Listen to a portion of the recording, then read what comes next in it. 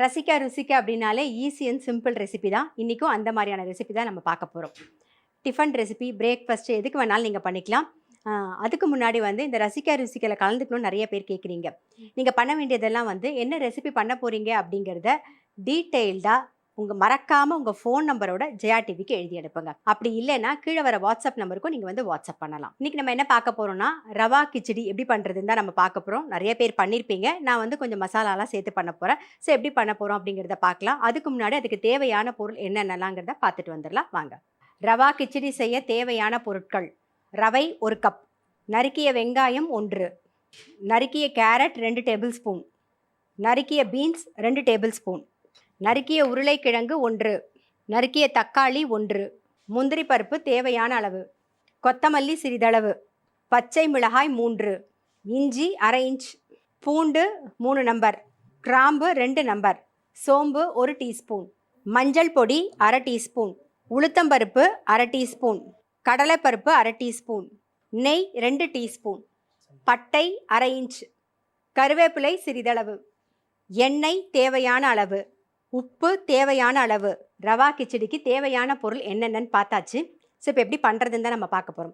அதுக்கு முன்னாடி அரைச்சிக்க வேண்டியது என்னென்னு பார்த்துடலாம். நம்ம இஞ்சி, ஒரு 3 பல்லு பூண்டு, ஒரே ஒரு சின்ன பீஸ் வந்து பட்டை, 2 கிராம்பு, ஒரு 1/4 டீஸ்பூனுக்கு சோம்பு. இதை வந்து கோர்ஸாக ஒரு ஓட்டு ஓட்டிக்கலாம். காரத்துக்கு பச்சை மிளகா மட்டும்தான் போட போகிறோம். ஸோ நான் ஒரு 3 பச்சை மிளகா எடுத்திருக்கேன். பச்சை மிளகா இதெல்லாம் சேர்த்து கோர்ஸாக அரைச்சி எடுத்துகிட்டு வந்துடலாம். நம்ம வந்து பச்சை மிளகா, இஞ்சி, பூண்டு, பட்டை, கிராம்பு, சோம்பு இதை வந்து கோர்ஸாக அரைச்சாச்சு. இப்போ இந்த பக்கம் வந்து கடாயில் எண்ணெய் விட்டுக்கலாம். கடுகு, கொஞ்சம் உளுத்தம் பருப்பு, கொஞ்சம் கடலைப்பருப்பு, முந்திரி பருப்பும் சேர்த்துக்கலாம். இது கூட கொஞ்சம் கருவேப்பிலை, சோம்பு வந்து அரைக்கும் போது போட்டிருக்கோம். ஒரு 1/4 டீஸ்பூன் சோம்பு தாளிக்கிறதுல போட்டுக்கலாம். இப்போ என்ன பண்ண போகிறோன்னா கோர்ஸாக அரைச்சி வச்சுருக்கோம் இல்லையா, அதை சேர்த்துடலாம்.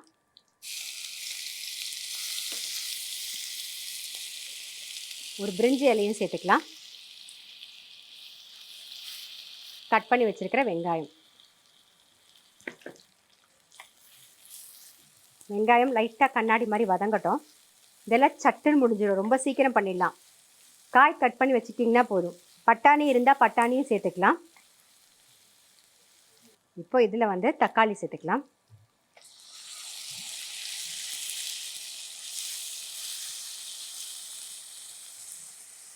மஞ்சள் பொடி, தக்காளியும் சேர்த்தாச்சு. தக்காளி அப்புறம் கொஞ்சம் மஞ்சள் பொடியும் போட்டிருக்கோம். இது கூடவே வந்து கட் பண்ணி வச்சுருக்கிற கேரட்டு, பீன்ஸு, அப்புறம் உருளைக்கிழங்கு இது எல்லாத்தையும் சேர்த்துட்டு கொஞ்சமாக உப்பு சேர்த்துக்கலாம்.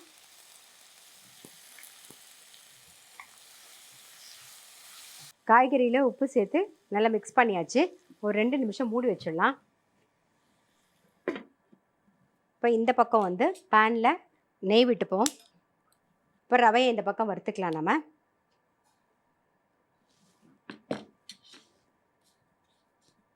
நல்லா வாசனை வர அளவுக்கு வறுத்துக்கணும்.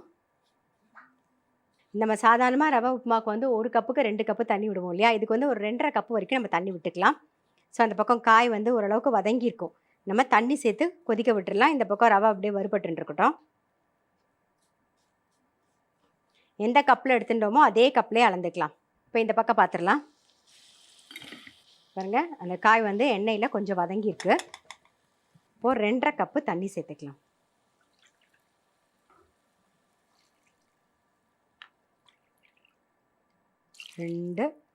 ஒரு அரை. இந்த ஸ்டேஜில் நீங்கள் வேணும்னா உப்பு வேணுமா அப்படின்னு பார்த்துக்கலாம், அது கொதிக்கும் போது. ஸோ இப்போ இந்த பக்கம் நல்லா தண்ணி கொதிக்கட்டும். அது கொதிக்கிறதுக்குள்ளே இந்த பக்கம் நம்ம வறுத்து எடுத்துருவோம். லைட்டாக ரவை வாசனை வர அளவுக்கு இருந்தால் போதும். ரவைக்கு பதிலாக நம்ம சேமியா கூட யூஸ் பண்ணிக்கலாம். ரவையும் சேமியாவும் மிக்ஸ் பண்ணியும் பண்ணலாம். சில பேர் இந்த கிச்சடியில் வந்து பாசிப்பருப்பு கூட சேர்ப்பாங்க. ஒரு கப்பு ரவை எடுத்துக்கிட்டிங்கன்னா ஒரு 1/4 கப்புக்கு பாசிப்பருப்பையும் வேக வச்சு சேர்த்திங்கன்னா அது கொஞ்சம் வேறு டேஸ்ட்டாக இருக்கும். நமக்கு எந்த டேஸ்ட் பிடிக்குதோ அந்த டேஸ்ட்டில் நம்ம பண்ணிக்கலாம், அவ்வளோதான். இதுக்கு கொஞ்சம் எண்ணெய் வந்து கூட தான் ஆகும். அப்போ தான் நல்லாயிருக்கும். அதே மாதிரி ரொம்ப உதிரி உதிரியாக வராமல் கொஞ்சம் குழஞ்சிருந்தால் தான் நல்லாயிருக்கும். பாருங்கள், ரவை வந்து வறுபட்டுருது. ஆஃப் பண்ணிடுறேன். இந்த பக்கம் தண்ணி கொதிச்சதுக்கப்புறமா நம்ம சேர்த்துடலாம்.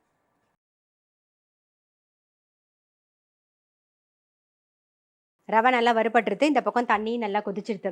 நீங்கள் புதினா இருந்தது அப்படின்னா புதினா கூட சேர்த்துக்கலாம், நல்லா வாசனையாக இருக்கும். இப்போ அடுப்பை சிம்மில் வச்சுட்டு இந்த ரவையை சேர்த்துட்டு அப்படியே கைவிடாமல் கலருங்க. கட்டி தட்டாமல் கலரணும். அப்படியே ஒரு மிக்ஸ் பண்ணிவிட்டு 2 நிமிஷம் மூடி வச்சுருவோம். கொஞ்சமாக கொத்தமல்லி போட்டிருக்கேன். அப்படியே மூடி வச்சுருவோம். ஒரு 2 நிமிஷம் ஆகட்டும், அப்புறமா திறந்து பார்க்கலாம். நல்லா ஒரு 2 நிமிஷம் ஆகிடுத்து. பாருங்கள், தெரியுதா உங்களுக்கு? நல்லா வெந்திருக்கு. ஸோ இப்போ என்ன பண்ண போகிறோன்னா நெய் சேர்த்துடலாம்.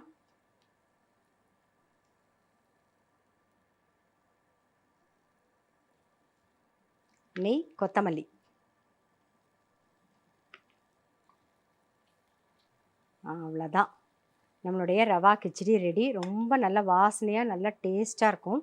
இதுக்கு வந்து ஒரு நல்ல தேங்காய் சட்னி ரொம்ப நல்லாயிருக்கும்.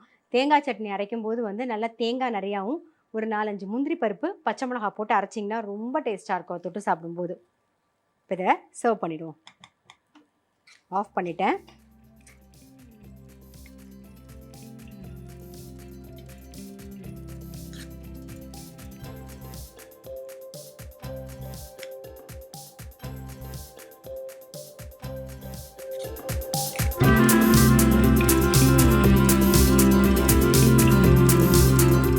ரவா கிச்சடி செய்முறை.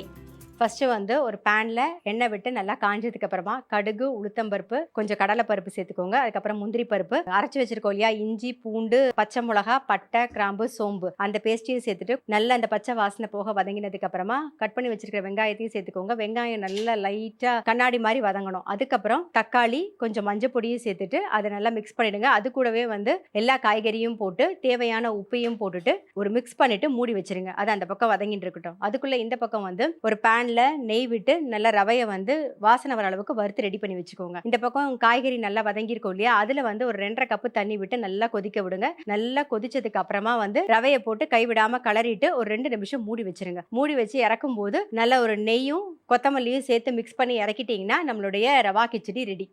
நம்மளுடைய ரவா கிச்சடி ரெடி. இது நல்ல ஒரு பிரேக்ஃபாஸ்ட்டு, டின்னருக்குலாம் சாப்பிட்றதுக்கு ரொம்ப ரொம்ப நல்லாயிருக்கும். நான் சொன்ன மாதிரி தேங்காய் சட்னி அதே மாதிரி அரைச்சி சாப்பிட்டு பாருங்கள். ரொம்ப ரொம்ப டேஸ்டியாக இருக்கும்.